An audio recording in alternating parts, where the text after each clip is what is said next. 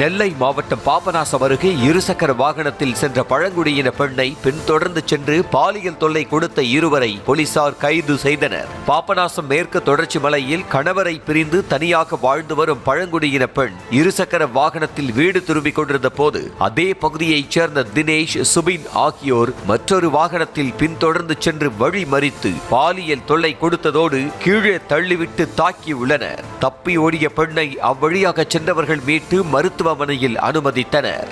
போயிட்டு இருந்த பைக்கை பின்னாடி வந்து எத்தி மிதிச்சிட்டோம்.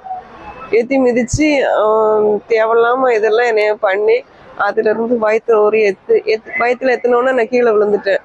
கீழே விழுந்து தேவையில்லாதெல்லாம் பண்ணி எடுத்து அவன்கிட்ட இருந்து தப்பிச்சு ஓடி வரும்போது எதுக்கு ஆள் வந்திருந்தாங்க, கோயில் சாமி கும்பிட்டு வந்தவங்க. அவங்க என்னைய எதுக்கு அழுதுட்டு ஓடுதான்னு சொல்லி அவங்கள பார்த்த பின்னாடி தான் அந்த பையன் ஓடணும்.